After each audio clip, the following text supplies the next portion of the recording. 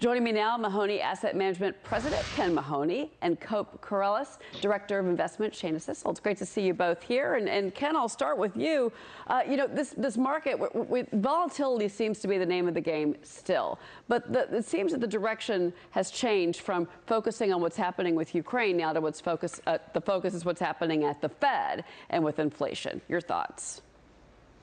Yeah, so I think it's the VIX. You kind of watched that. That was low to mid 30s for some time, and now it's 22. So as that kept coming down, it was a precursor to this move. And money's going right back to the leadership for good reason. Before this major correction, it was Apple, Microsoft, AMD, NVIDIA. Those are the leaders, and those are the leaders today. And you see us coming out of it. And they're leaders for good reason, Cheryl. These companies beat estimates. They've raised guidance. They're buying back stock. They have a wide moat. Yeah, that's great leadership, and that's really where investors want to be coming out of this rut. Well, but Shana, when you're in a higher interest rate environment, which we're now going into because Powell has told us that's where he's going, that hurts the growth names, and that really is or could be trouble for tech.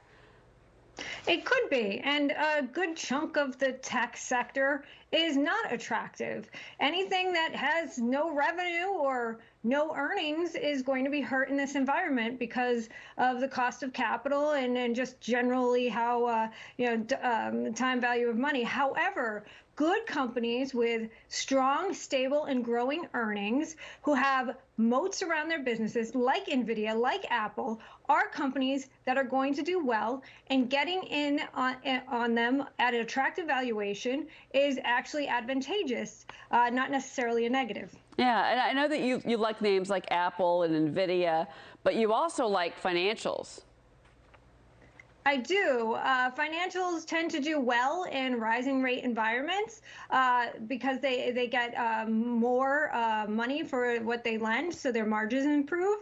High inflation and an inverted yield curve obviously are risks there, but they're trading very cheap. If you look at something like Goldman Sachs, trading at just 1.13 book value, about 5 or 6 times earnings.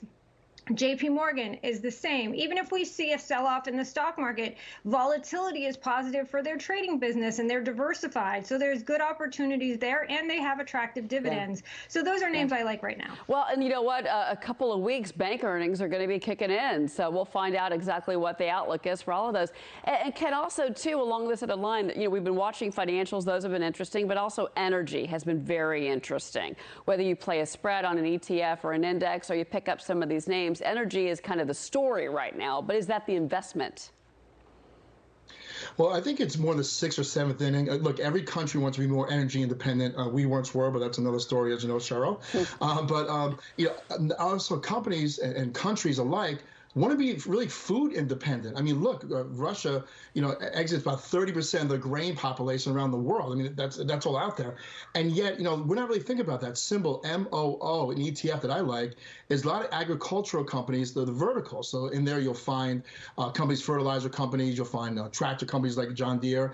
I think we're in the early innings of this. And I think about, all these countries kind of say, hey, I want to be energy independent. They're also saying, I probably want to be food dependent also. So we think that's in the early stages, and that's a better play than energy as far as we're concerned. All right, interesting. We've got your picks up on the screen. Last word, I only got about 30 seconds, Shana, but real quick, people are getting out. It's been 2 years. They've been locked down. They want to travel. Yes, absolutely. So the consumer may be under pressure from inflation and may be cutting back on spending on goods, but they are not going to be cutting back on spending on services, travel, and leisure. So I like the ETF JETS, JETS, and any kind of hotel, travel, leisure stocks I would be bullish on right now. No, it's the reopening trade, and it is still alive and well. Ken, Shana, thanks to both of you. I certainly appreciate it. I want to take a look at the markets before we send it over.